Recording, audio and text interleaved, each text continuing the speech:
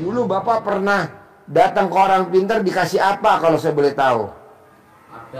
Ada dari kiai, dari apa itu dibawain ada. Cuma kemarin lebaran pas saya pulang kampung sebagian saya udah bawa pulang, saya serahin lah istilahnya.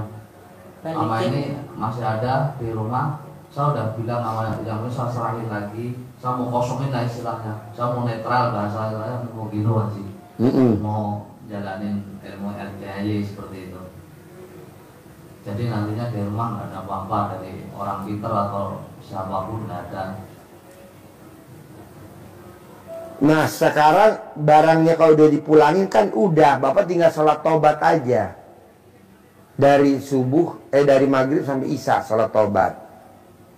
Nanti yang 5 Bapak tambahin, terangin dikit coba bos.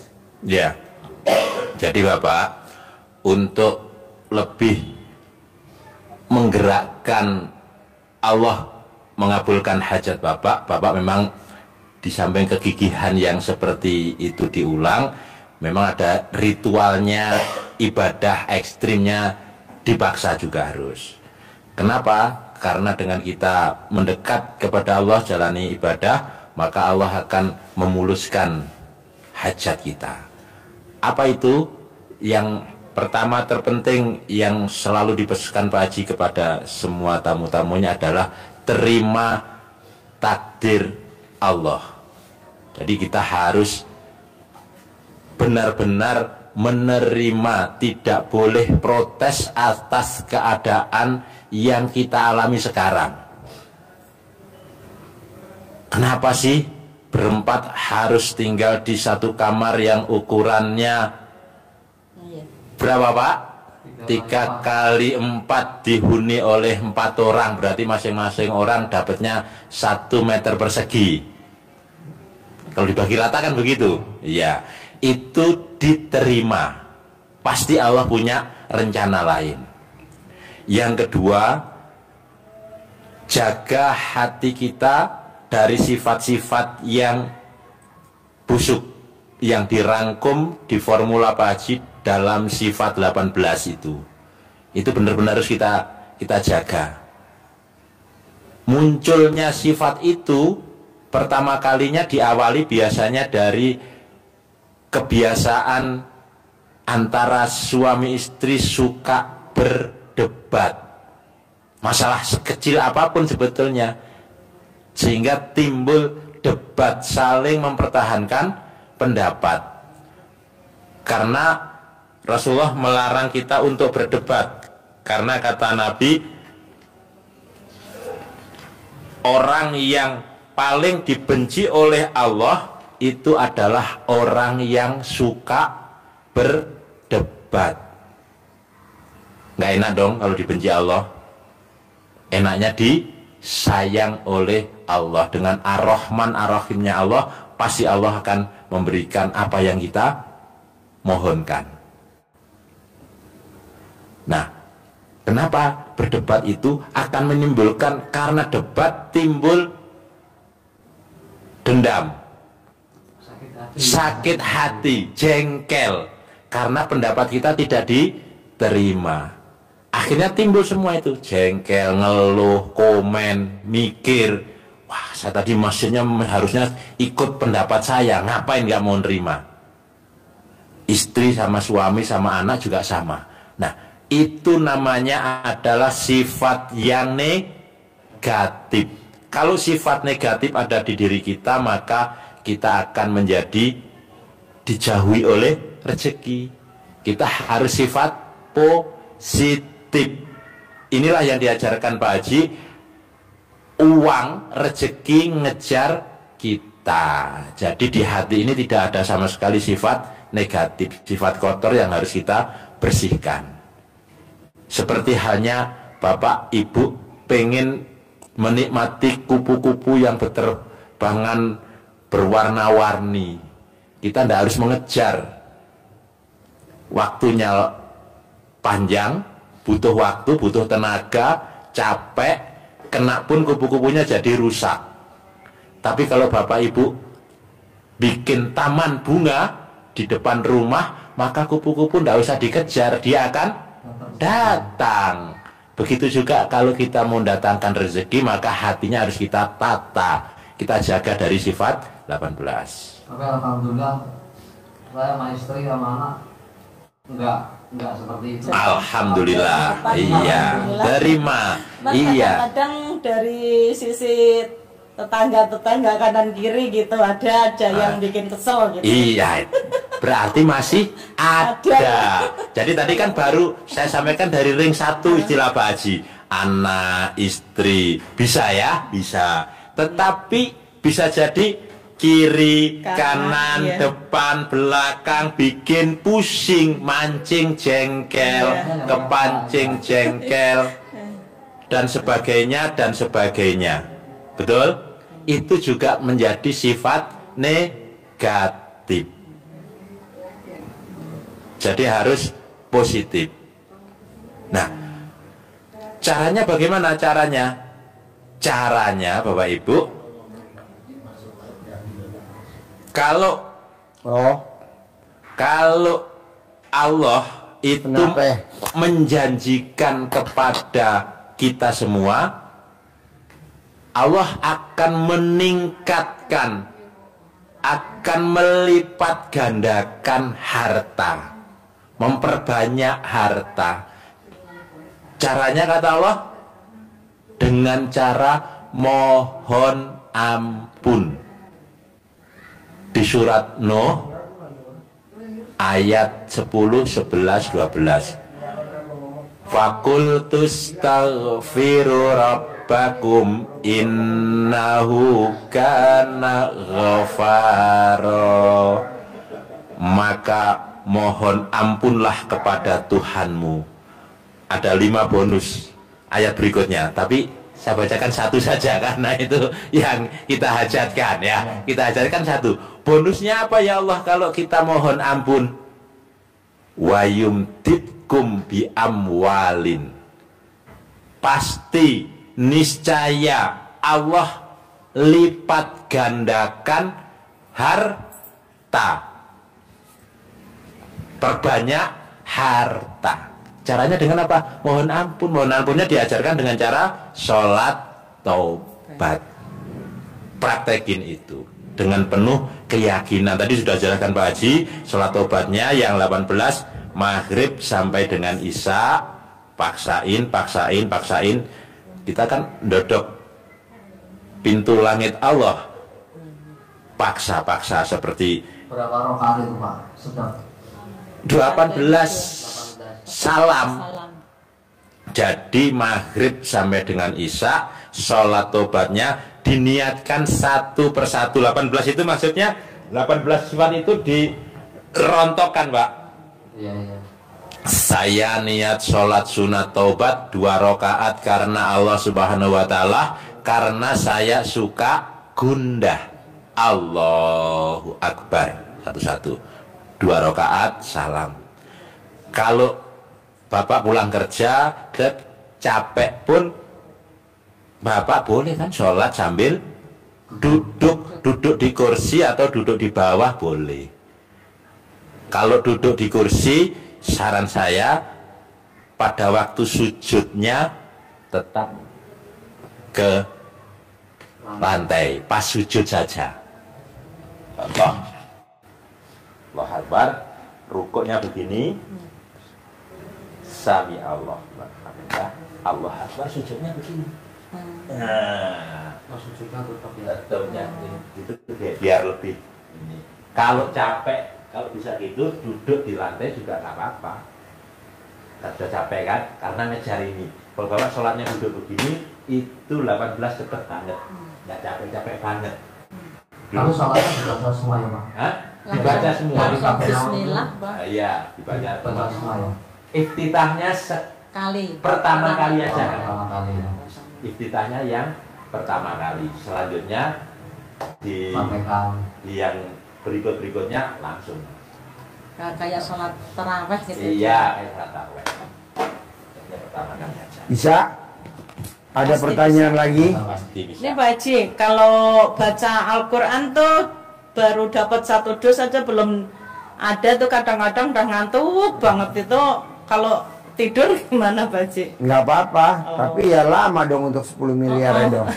Paksain. Oh, Seperti Bapak Gigi, maksain memperoleh istri, iya. Saya maksain. kan bantu baca gitu Pak Haji, biar hajat suami. Bisa gak kalau dibaca Quran biar dia nggak ngantuk, lo joget telanjang bulat? Jujur saya Kalau- nggak ngantuk Pak Haji. Kalau saya Kalau suami nggak kuat, ngantuk. itu ya Pak, dapatlah 1 malam setelah tahajud sampai subuh dapat 3 juz lah. Ya, Itu dapat pokoknya sebulan bisa atam 3 kali. Nah, Alhamdulillah. sebelum kenal RDI pernah katam nggak? Sama sekali nggak Pak Haji. Belum pernah Pak Haji.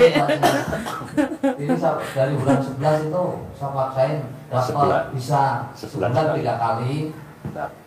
Terus semenjak itu mau puasa kerja kan saya jam 7 udah berangkat Pak Haji. Kok ngantuk nih gimana ya? Makin turun, kadang dapat 2 juz.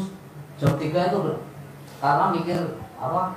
Kalau kerja dikatain sama teman-teman dilihat kayaknya pucat gitu. Ngantuk ya gitu kan Pak Haji. Nggak apa-apa Pak, nanti bisa. Abdurrahman bin Auf. Auf setiap malam sahabat Nabi kaya raya tajir melintir itu ngajinya khatam Quran setiap malam. Paginya berdagang. Saudagar kaya raya. Saudagar kaya raya tajir melintir. Abdurrahman Bin Auf. satu khatam 30 juz. Artinya saya juga belum lancar juga. Iya nanti pelan-pelan kan Bapak baru. Ya. Nggak apa-apa Bapak pelan-pelan. Alhamdulillah. Nggak apa-apa Bapak kan baru. Nanti ke depannya Bapak harus seperti Abdurrahman bin Bin Auf. Amin, pasti bisa. bisa. Tapi kalau saya kok malah yang sering sakit Pak Haji. Nggak apa-apa. Nanti sehat itu adaptasi. Anak kecil bayi disuntik imun. Mandi yang jam Meriah nggak normal itu, anak Pak. bayi baru Iya, lahir? Iya. Adaptasi dulu nanti enggak. Oh, iya. Nanti enggak. Nanti sehat. Iya, amin. Orang yang mandi jam 00 tidak kena penyakit pikun. Jadi Iya, ibu Pak. nggak pikun, Iya. Asam urat sembuh. nggak asam urat. Jadi tetangga-tetangga lain pada pikun, ibu sehat. Bu, jamunya apa sih? Obatnya apa? Kalau saya lihat ibu awet muda, sehat. Iya, saya mandi jam 00. Saya baca Quran. Itu Pak. Saya lihat kok Bapak di hari tuanya kok enak ya. Rumah 1000 meter. Mobilnya Land Cruiser. Iya, saya maksain baca Quran 12 juz. Kayak Abdurrahman bin Auf. orang kaya raya tajir melintir zamannya Nabi, sahabat Nabi. Paginya dia berdagang jadi saudagar kaya raya. Ah, coba praktekin itu Pak. Nggak usah neko-neko apa gitu. Ya betul. Iya. Udah itu aja. Iya Pak Haji. Ada lagi? Kalau yang sholat taubat tadi istri kan kalau buat emang duduk misalnya duduk. Kalau saya ini nggak masalah. Kalau istri duduk, kalau sujudnya di lantai, jadi kakinya, dengkulnya itu. Oh, nanti dicentongin. Centang. Dicentongin itu namanya gejala pengapuran. Iya. Biasa karena ibu kan hamil, melahirkan, jadi kalsiumnya keambil sama anak. Nanti obatnya pakai centong, dicentongin dengkulnya. Tapi ini alhamdulillah mau niat kesini Pak Haji sembuh. Oh sembuh, alhamdulillah. Alhamdulillah. Makanya awalnya kayak panas itu kan dia ceritakan. Iya. Enggak katanya. Enggak, ya udah nanti dicentongin. Oh iya Pak Haji. Iya. Heeh. Orang Itu kalau pakai mau awet celana dalam itu Pak Haji, Iya. kata kalau mau tidur nah gitu. Iya, Orang kalau iya, mau Pak awet Haji. muda emang begitu. Orang perempuan yang alat kelaminnya oval begitu. Bisa. Bisa? Pasti bisa. Pak Pak Haji. Haji. Praktekin ya. Pasti. Sip, cair 10M. Ambil centongnya. Cair ya, 10M ya. Tiap bulan. Cair, yang setia sama suami tercinta, yang sayang sama istri, ya. Sayang sama istri ya. Iya dong. Sayang sama istri. Iya dong. Yuk. Sama uangnya. Makasih ya Pak Haji. Ya. Satu lagi Pak Haji. Ya. Nanti kan saya mau beberapa hari lah di sini gitu ya. Boleh. Nanti kalau pulang kan belum tentu bisa nyari Pak Haji ketemu gitu. Iya. Kalian izin pamit. Iya. Nanti kalau mau habis dari sini pulang nggak gitu. Boleh. Bisa ketemu Pak Haji lagi, kan susah juga. Boleh. Pak Haji ya. Boleh. Sekalian mohon pamit ya Pak Ya. Haji ya. Terkabul ya. Amin. Amin. Ya. Ya. Terkabul. Ya.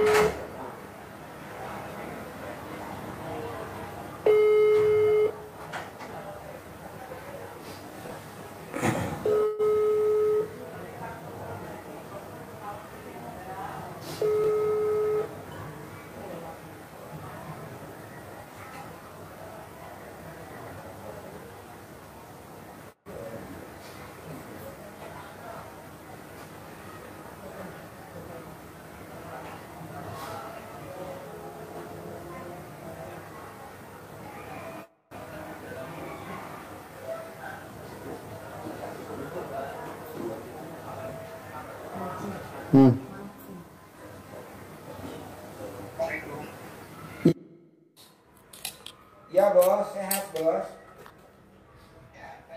Ya. Hajatnya apa bos?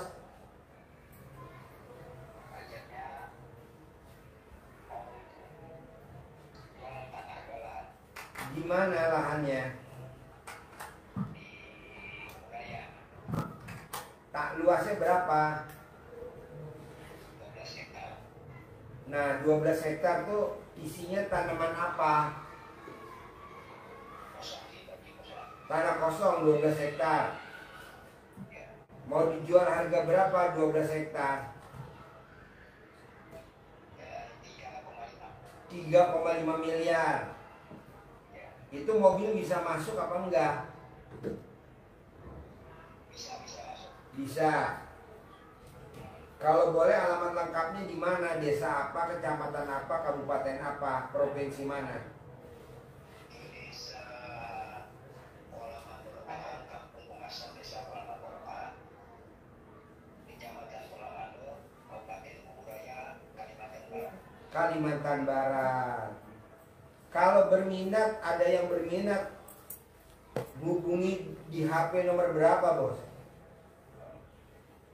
0815 Ya, 496 ya, 71. ya. Ulangi lagi, Bos. Coba alamat lengkapnya, lokasi yang mau dijual, Bos.